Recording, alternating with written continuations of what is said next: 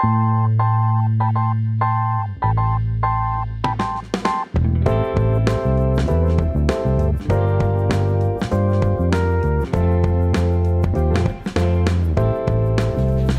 my name's Armani. My name's Brenna. And we're going to spend some time talking about the Netflix TV show 13 Reasons Why and how it relates to mental illness. We know that a lot of times it was a tough topic to talk about, and ever since the show was released last week, it's been getting a lot of heat in the media. And we just kind of wanted to explore a little bit about what the show portrays as far as suicide and other serious topics, especially here on a college campus. So I know the book was published in 2007, so like 2007, 2009 kind of. Yeah, it was like 10 years ago. And then the show comes out of nowhere. Randomly, like, no warning. It was just, hey, we're going to turn this into a TV show. Yeah. And then on top of that, it was produced by Selena Gomez. So what is with that? What interest did she show in this? Like, what made her want to do this? I don't know.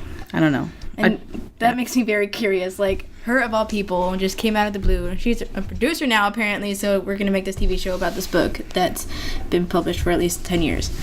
Yeah, and it's not like she's the best role model either.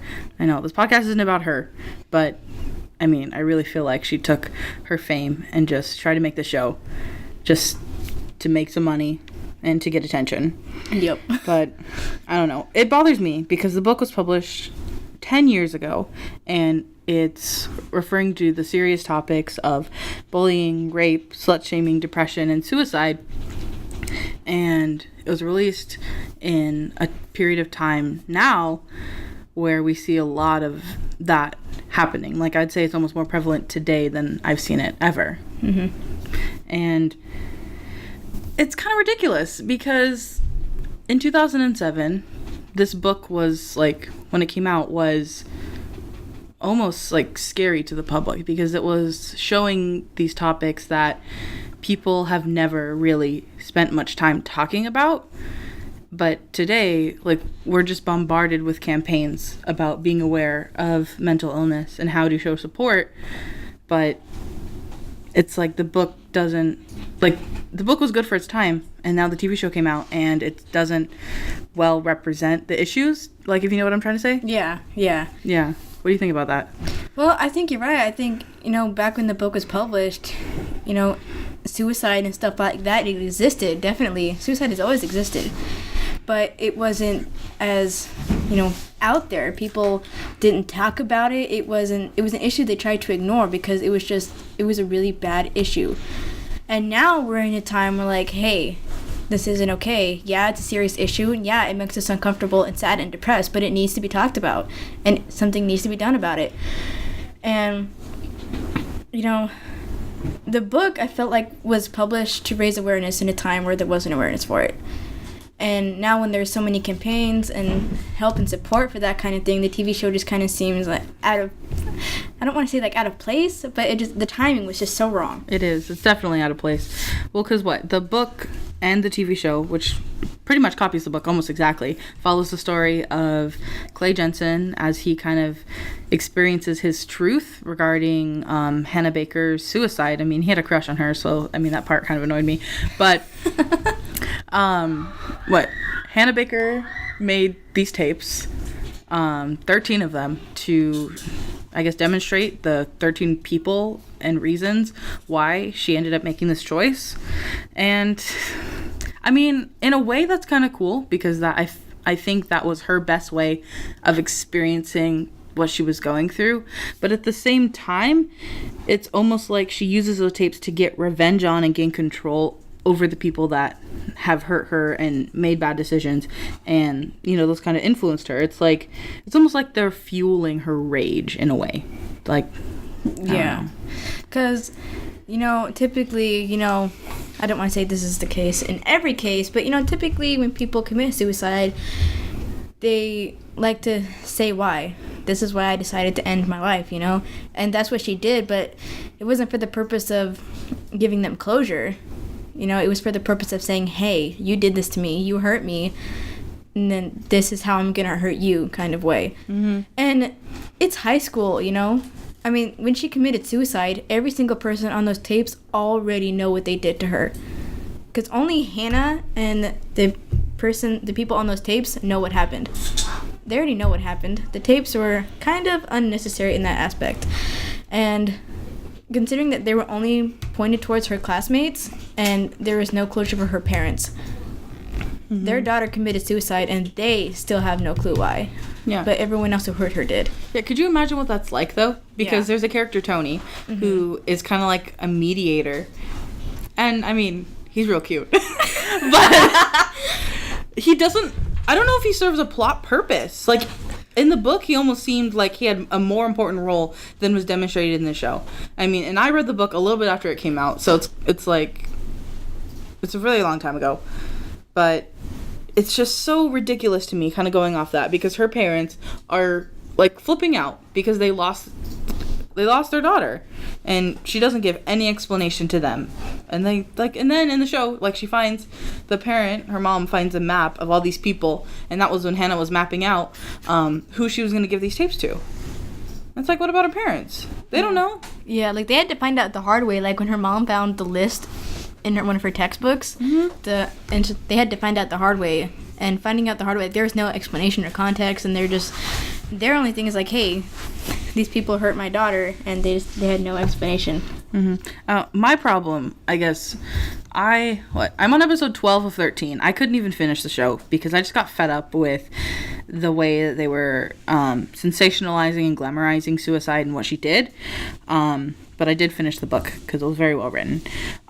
But it almost feels like that the show doesn't acknowledge that a majority of the people who commit suicide, I was looking at a report, and it said that like 90% of people who commit suicide suffer from that mental illness. And I feel like that the TV show doesn't really explore the mental illness side of it. And see, that's the issue, because with how they portray it, we just see this girl who committed suicide to get attention and get revenge. They didn't say, hey, she was also suffering from this mental illness and all this depression from the things that these people did to her, you know? Yeah, it doesn't discuss that underlying issue of, like, bullying definitely contributes to it, but it's definitely more than that. Like, I haven't had any close friends or any friends that I know that have committed suicide, but we know, we've all heard stories. So it's just kind of like the show really missed that opportunity, and that kind of makes me upset, because especially of all time, it's like this time with everything that's going on, like without talking politics, without talking religion, with everything that is happening in the world, they really could have used this opportunity to really show that, like, hey, mental illness is a serious thing and there's help, you know? Yeah. Instead of just showing that, like, oh, hey, she did it. Here's tapes. That's all. That makes me just very annoyed. It makes me mad too. Yeah. Yes. And I remember, because I was looking up some stuff in kind of preparation for this podcast, and there was a BuzzFeed article that I came across, and I mean, I know BuzzFeed is not the most, like, accurate source of journalistic information, but I clicked on it because it was in an interview with the author of the book. And I know, like, personally, my experience watching the show is that I was very uncomfortable. Like, I was in the middle of episode 12, and I just had to turn it off because I just got really sad. Like, even though I know that this was a fictional situation, I know that it's based off true events. It's too real. Yeah. Even though it is. Yeah. It was so real. And it was... That almost made me mad at myself, because, like, the author was saying that the book and the TV show is that he wanted the readers and viewers to be uncomfortable when they're watching it. Because if you're not uncomfortable, then you're not in Hannah's mind. Kind of like when her friend Jessica was raped, yes, and when she was raped, like, it's graphic. You see it. And, like, we're experiencing exactly what Hannah's experiencing. So in a way, it's like we need that. And I know, as the author was saying, they said it was disrespectful if we say we know this stuff is happening, but we don't want to be made uncomfortable by it. And I kind of feel like that's a view that a lot of people have, is that they want to help, but at the same time they don't really, because they don't want to feel. Because it's very uncomfortable, you know. They don't want to deal with it. They don't want to feel that way. They like the idea of helping them, but they're not willing to come out of their comfort zone to make it happen. Yeah, but how is that something we can fix? With a show that it blew up on Twitter, on Instagram, on Facebook, literally everywhere. Yes. How can we kind of combat this? Because I've just seen so much hate over it. And, like, I don't hate the show. I don't know if I love it, but I do love the book. And so it's like, how can we combat this show that doesn't necessarily accurately portray the serious issues? Well, I don't know, because the book was great. It brought awareness. It was wonderful. The show also tried to do that, but failed due to how they portrayed it. I feel like they made us go into Hannah's mind. We were very uncomfortable but kind of delving deep into what she went through. Kind of like at the high school. Empathizing. Yes. Yeah. And like we saw what she went through, and some of it was just awful, terrible. Nobody should have to go through that. But we also have to remember, a lot of other, as sad as it is, a lot of other girls in high school go through that too. Mm-hmm. It's not just this show. It's beyond that. Yeah. And I don't know. I just wish that we could make more of a broader issue. Yeah, like it wasn't big enough. It really wasn't, because it focused on one person. Yeah. But it's tough because it's like, kind of like I've said before, the book was written 10 years ago for that time. So what mental illness and suicide was like 10 years ago is not what it's like today. And like personally, I think that the views of mental illness and suicide have changed drastically in those 10 years. That's like, it was never something people want to talk about. Like I remember I saw that one TV show, it was a movie on like ABC Family with Emily Osment. It was like Cyberbully or something like that. Yeah. And it's like she overdosed on pills, or tried to overdose on pills, because of the bullying. And it was like that was in like 2009. So I kind of felt like the views and attitudes around suicide, like suicide wasn't taken as seriously in 2007 as it was in today. So I feel like in the author's head, they almost had to do something drastic because in 2007 nobody was taking it seriously. So like, hey, those tapes, that was a drastic measure. Yeah, like the book pushed the wall on that. Yeah, it did, and it did great for its time. Yes. But when you're staying accurate to a book that was written 10 years ago in a society like today, when that issue is pushed on us all the time, it makes it seem like the show didn't do a good job of talking about those issues, when in fact it did for the time. Yeah. You know? And now at times I don't want to say that it seems like a pushover, but in the way it kind of is. It is. Yeah, you know?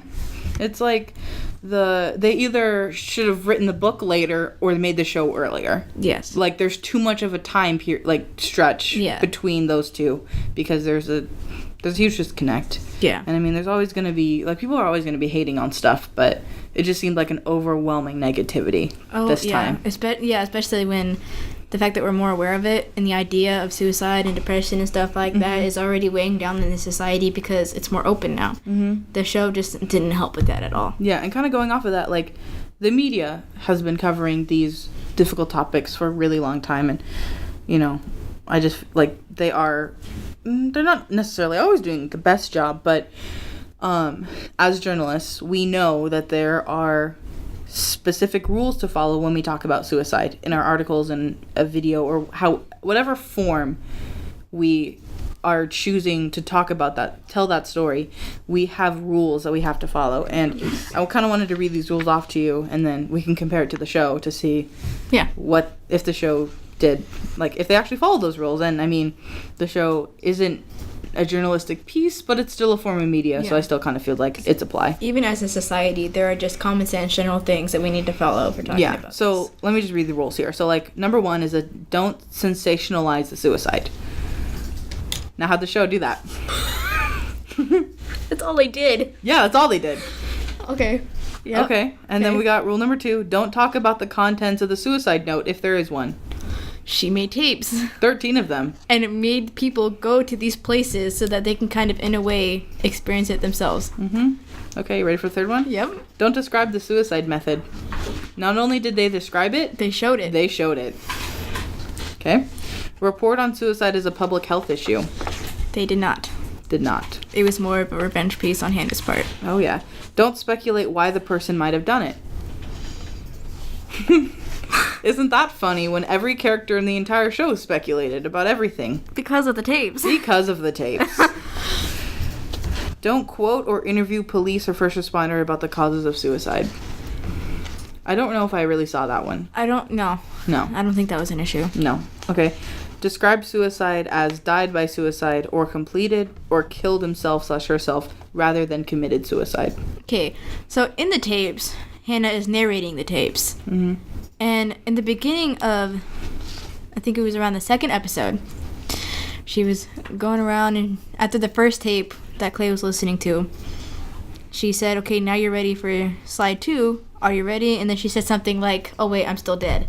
Yeah. Like, she says that. She, like, really highlights that fact that she is dead. Like, she almost doesn't want them to forget. Which is kind of, like, I hate to say narcissistic, but it is. It is. You know, because, like you said, they know what they did to her. Mm-hmm. They know their involvement in her life. They don't need tapes to remind them. Yeah. So it's, oh, man. And, like, I feel like she did that on purpose so that they, one more time, can hear her voice telling them that. Because hearing it from the person's voice is like... Was she trying to guilt trip them? Like, was that the point? That's what it feels like. Oh, That's man. honestly what it feels like. Like, what was the real purpose of these tapes? That's the question. Because, do you remember the episode where Alex is hanging out with his new friends? Yep. The jocks and stuff that. And he throws himself into the pool. Like, he wanted to kill himself also because of what Hannah had said on those tapes. And then, are you ready for the last one? Ready. Don't glamorize suicide. How'd the show do? I need a minute. Okay. Oh, goodness. Okay. So, here's what I felt like the show said to me. I went through a whole bunch of stuff that was really bad. It made me want to kill myself, so I did. This is me and Hannah's perspective. Oh, okay. Yeah. I was like, oh, you actually No. have contemplated suicide. This is a serious issue that I feel like we gotta talk about off air. This is like me, from like in Hannah's perspective. Oh, okay. Like what she seemed to be saying to me. Okay. Using the show. Got you. So I killed myself because of all these people. So what am I going to do? I'm going to kill myself to prove a point because I feel like killing myself is the only way I'm going to get revenge on these people. She never took responsibility. Never. No. Never, ever, ever. It was always somebody else's fault. Which, that's kind of like a double-edged sword in my perspective because it's like we don't want to minimize suicide, but we also are like sensationalizing it at the same time with the show. Yes. Because mental illness is a serious thing that people deal with, and, you know, like whether that's anxiety or depression or, you know, ADHD or all those different things.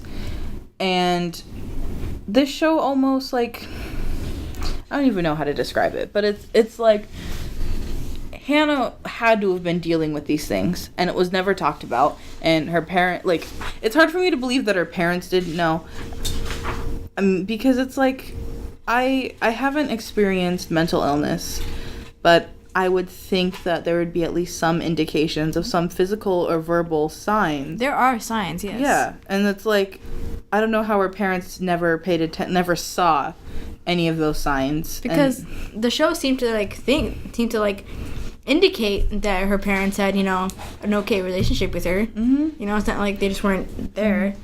Yeah, and it's like Hannah's spending all this time blaming everybody else when, I mean, I do think that, like, their actions did make her feel depressed, which could have led to the suicide, but I don't think these people's actions directly caused the suicide. Yeah. You know, yes. I would like to think that Hannah was dealing with these, like, a high level, you know, of severe mental illness. These people, like, triggered that. Yes. And then, you know, she didn't feel like she had an outlet or anybody to talk to, and she wasn't on medication because, I mean, the show never even talked about mental illness.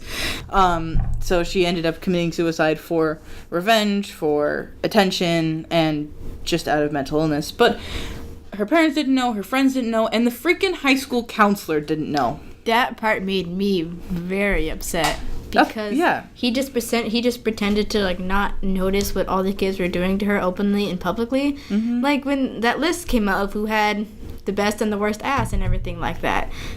The football players were always up behind her, taking pictures, making very provocative gestures. Yeah. It's something that you notice. You just don't notice that. Either you notice it and you have to notice it, and whether or not you do something about it is... No. Yeah, okay. But I don't go to the best high school. Okay, but even the counselors at some of the worst high schools within our area know how to interact with students, know how to make sure that they're sort of okay. And here's my reason for this. A couple years ago, like my sophomore year, it was my dad died on a Friday, and so then I was at the hospital with him that night. Made that decision that like, hey, you know, we're going to like we have to pull the plug because he doesn't want to live as a vegetable for the rest of his life. And then, like, the weekend rolled by. I don't even remember that weekend, honestly. And then I go back to school on Monday because I don't want to be home and be sad because my mom was at work. And so then I was like, and of course, it was finals week. Of course, Of course, right? So I, like, my first period was my pre-calc class. I go over to my teacher and I was like, I'm going to take this test, but if I fail, just know that there are other circumstances happening in my life. So I just want you to be aware of that. And so I briefly explained what happened. I didn't go into the whole story because it was literally 2 days later. Yeah. And I was not about to break down in front of my math class. I had all these people that were older than me. Oh man. And so I'm taking this test, and then that teacher doesn't even tell me that he called the counselor. So late about like the next period, I get called into the counselor's office, and I'm like, oh man, what did I do?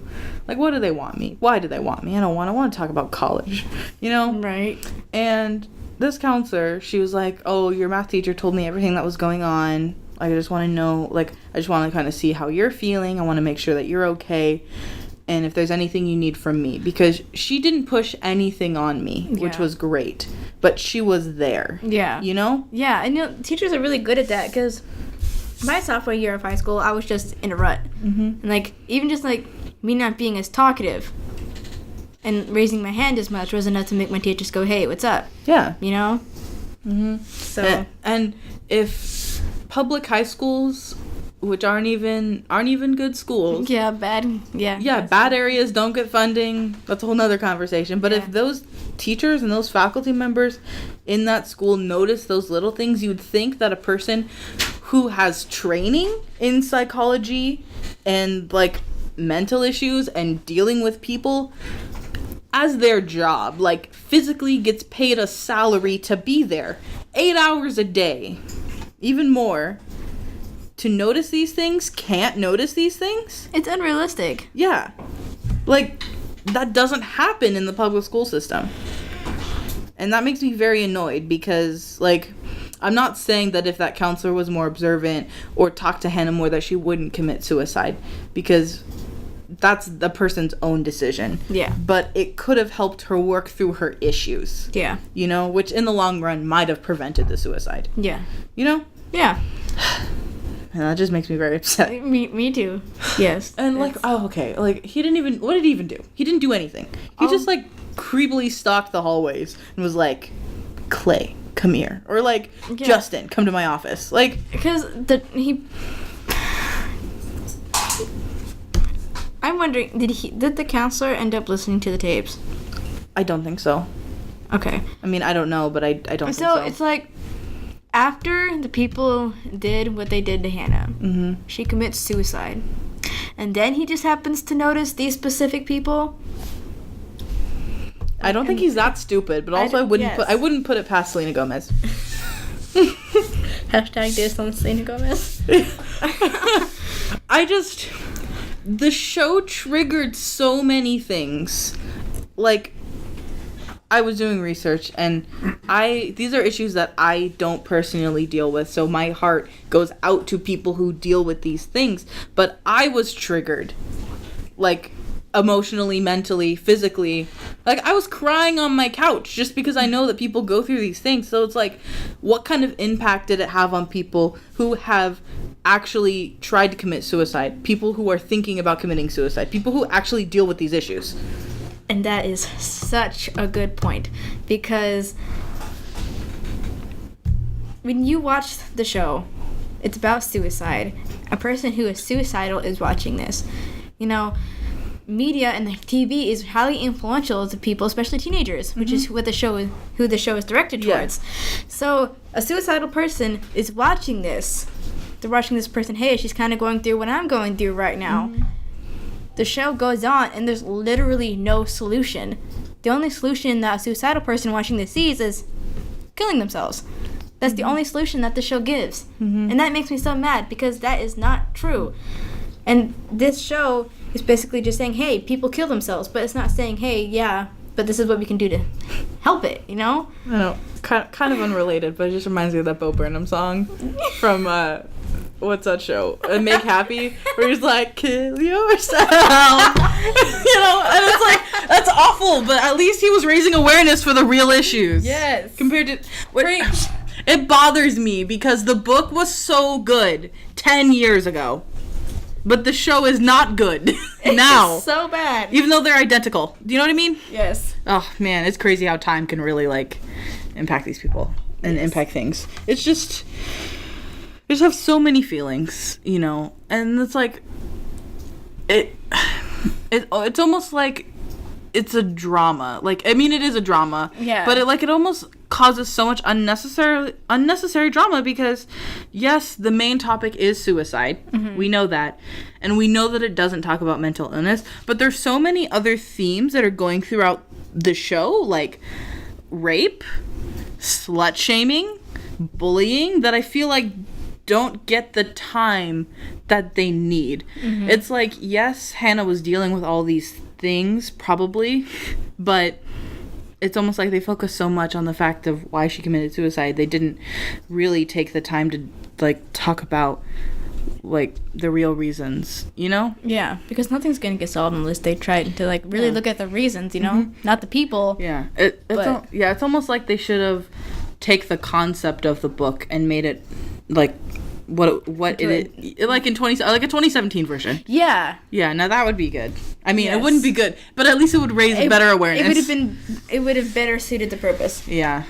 It's just, I don't know, because they're, like, how many young people, like, I can't even imagine how many young people have watched this show or are thinking about watching this show that have been, like, suicidal and depressed, because it's like, you're right, they offer no solution. And there are options for people. Like, there's suicide hotlines. There are counselors that actually do their job. There's therapy. There's just so many things that you can do to help. Yes. You know? Yes. And the show doesn't give you a damned one. No. Nothing. Yeah. And then there's also Clay. Like, I liked his character, but there's just so much teen angst. Yes. So the whole deal with Hannah and Clay being on the tapes. So Clay meets Hannah, has a thing for, there's kind of work together. Hey. And she goes off. She has this thing with stupid Justin, and he's always there for her. She realizes. Which, side note, Justin, sorry, don't mean to interrupt, but it just reminded me. You're good, Justin. Like, when Justin took that photo and he was showing, like, frickin' Bryce turned it around. Bryce was the problem. Justin is not a bad guy. He protected Jessica, and then Bryce goes and rapes her. Bryce goes and rapes Hannah. Freaking, anyway, continue. Bryce is, okay, now you got me going on Bryce. Okay, how do you feel about Bryce? Okay. Oh my god. His face just makes me angry. Cause he's the stereotypical, like, F-boy. Like, yes. So, like, do you know, freaking, I bet you he's on Tinder. Like, I bet you. Okay. Justin, in the beginning of the show, I kind of liked him and Hannah together because they were jokey, they were funny. Yeah, he took the picture and showing people. But it was like, yeah. It was a bad move, but it's typical boy stuff, you know? Yeah. Not saying it's okay. It's definitely not okay, but, But like, he didn't have bad intentions. Yeah, no, he didn't want Bryce to take his phone and send it to everybody. He was just getting a little, hey, attaboy from his friends, you know? Yeah, validation. Bryce sending it to everyone, putting that on Hannah, meeting Clay at that one convenience store thing and getting him to drink, and it's just Bryce is okay. My question, first of all, is it just me or did these people in the show look like they were older than high school age? Like they didn't even get realistic looking high school. Oh yeah, they definitely because like high school, I'm still technically in high school. Like acne, bad sense of style, like that's how high school is supposed to go. But no, not in the show. Pretty much. Yeah. Okay, but are there actual guys like Bryce? Like, do those people actually exist? Maybe not to that extent, but I definitely feel like yes. Because, like, it almost seemed he took everything to an extreme. Yes, I feel like the movie was like, hey, we need some.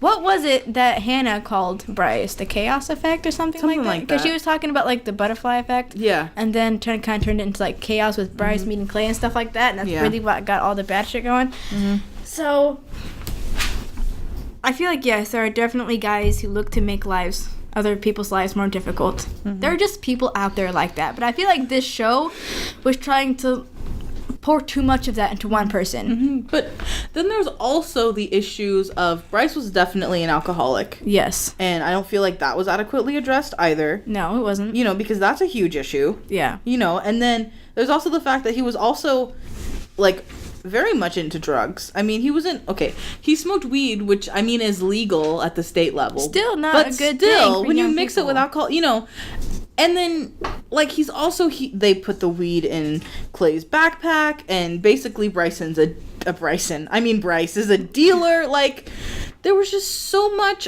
And why was he home alone all the time? Where's his parents?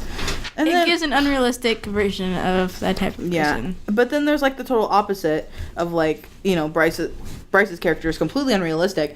But then there's Justin, who, like, as you get into later episodes, which I don't know if you finished the show yet, but I'm almost there. Almost there? Okay. Well, I think around episode, like, 10 or 11, Justin comes home and his mom and stepdad, and his stepdad's an alcoholic who beats his mom, or his mom's boyfriend, or whatever the relationship is, and he comes home, and he's getting his stuff, and the dad, like, or the quote-quote dad, goes and, like, punches Justin for no reason, and then just it goes at him, and they're fighting, and the mom doesn't do anything because the mom's afraid. Yes. And then the stepdad kicks Justin out, and it's sad to say that that's a real situation that goes on. Which, yes. I mean, if the show did good at anything, at least it accurately portrayed, like, a rough family life. Yes. And how, like, even if you have a rough family life, you can still not be a douche, because Justin never really turned into a douche. He just kind of isolated himself. Mm-hmm.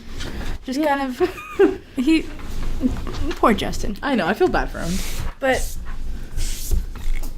what were we talking about before? We were talking about Clay's character. Clay. Okay, so Clay in these tapes. Yeah. So, they had a thing. Hannah didn't have a thing for him at first, but, kind of grown her, because he was like that person that was always there for her. Yeah. Mr. Helmet, best friend. Yeah, okay, but do those guys actually exist? That's another conversation. They do in my life, but... Okay. But, it's just... He himself... It's like normal teenage stuff, he's, like, afraid to love her almost, it's... That annoys me. It annoys me, too. Okay, you like her? Tell her. Get together. Do something. Don't just stare at her. Because that's creepy. Yes, I do agree with you. He should have done something. But at the same time, she blew that way out of proportion. That poor guy. But for Tony to tell Clay that Hannah's suicide was entirely his fault? That was very bad. Okay, so I liked Tony up until that point. Because... So, I still really don't fully understand what Tony's connection to all this is. Like, I get that Hannah had warned them that there was one person that would be out there watching them and making them listen to the tapes and stuff like that. So, I get that Tony and Hannah talked at some point in time. I still don't fully understand how he's entirely connected, like, why him? I don't think it ever explains. I mean, he's always, like, going to her parents, helping them out and stuff like that, and we just we never understand why. And I liked him, he's a good kind of, like, support system kind of thing for the parents. He had cool hair. I did like his hair. I love his hair. Amazing hair. Okay. But, amazing looks. But. So good. Yeah, no. Oh, man. But, and then, like, that goes on and happens. I'm like, Tony, you were good. What the heck, man? I felt so bad for Clay in that moment because it's not entirely his fault. I know, and Clay had a hard enough time even listening to the tapes. Like, he couldn't even listen to it for, like, long periods of time because he already felt it, He felt everything on him when she killed herself. Yeah. So, I don't know. Well, the issue I think that really bothers me with Clay and Hannah's relationship is when they were at Jessica's party, because they were together, they were making out, and then they go upstairs, and then Hannah just pictures how it was with Justin, and she's so afraid that that's gonna happen again, which I mean I get, because that happened to her before, but also Clay's not like that. But then how do you know? It's understandable. Yeah, that's understandable. But she's screaming at him for Clay to leave the room, and he does. He, puts his shirt back on, and he leaves. And then she's stuck there in the room when Bryce rapes Jessica. And it's like, you can't blame Clay for that.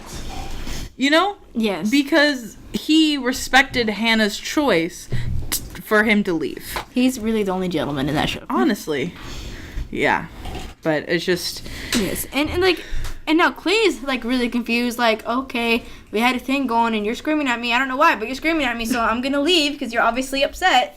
Mm-hmm. And then now he's just kind of do I go for it again? Do I not? Do I, try and be that kind of person for her again? Well, he kept the distance, which was, I think, honestly kind of the right decision, because, I mean, she was crazy. For him, at least. Yeah, for his sanity. But, so it's you can't, when you push someone away, you can't blame them for your struggle. Exactly. And I think that's that bothers me so much about Hannah. It's she wasn't adult enough to recognize her own choices and her own, how her actions, made the consequences, Yep. I remember, that just reminds me of that scene when she was raped in the hot tub by Bryce, because I remember she said that she was I know you probably think that I could have done something more in that moment, that, there was something more that she could have done to leave that situation or prevent it from happening. But it's rape is she was trapped. She was. She couldn't have gotten out. I mean, she shouldn't have never gone to the party in the first place. But she did. And so it's I want to be mad at her for making those decisions, but at the same time, you can't prevent, and you can't if someone's gonna rape you, it's really hard to because someone who wants to do that to another person, they have intent, they have an agenda, and you can try telling them no, you can try fighting it, but you're trapped. Your body freezes up, and there's nothing that you can do about it. Mm-hmm. Just sit there and just wait for it to be over. And that's not... I don't know, I don't want to say there's nothing that she could have done, but there really wasn't, though. Yeah. I feel like she could have prevented it from happening in terms of not going to the party and not getting in the hot tub. And leaving when she said to herself. Even just going to the party and not getting in the hot tub would have been a smarter decision. Yeah. But in that moment, after she's made those decisions, there was nothing she can do. Yes. And I remember that raises up the issue, though, of that she never said no. I know a lot of people were talking about that because she didn't say yes either. That's the thing. Yes. And so it was kind of it's a fine line. In that situation, she never said no, and so Bryce was oh, it's not rape. She didn't tell me no. But also she didn't tell you yes. Yes, and obviously, when you decide to be intimate with someone, there's this, you can tell, the way the body tenses up and the body saying no, and it's just, he knew. Yeah. He knew. Deep down he knew. He knew. And it was just, it's tough because I know for a lot of people, it's tough for them to say no because they're scared of the consequences, or they're scared of just what could happen after. And I really feel we need to raise not awareness, but just let people know that it's okay to say no and be serious about your decision. And then also let teenage boys know that you can't just go and if she never gives you an answer or doesn't make it a clear yes, don't do that. Right? Yeah. Because you'd think, hey, are you okay with this? Because this is a big thing. And do that before. I know. Ask that before. Oh my God. There's just so many underlying themes that were never addressed in the show that I feel was addressed in the book. Yes. Yeah. But you know, the show, it was released. It is what it is. It's out there now. It's out there. People are just going to continue to complain about it. But I hope that at least we were able to give a little bit of insight onto our opinions and just how the show could have addressed these serious issues in just a better way. So, once again, my name's Armani. I'm Brenna. And I hope that we can continue making this Netflix podcast series where we start talking about the bigger issues.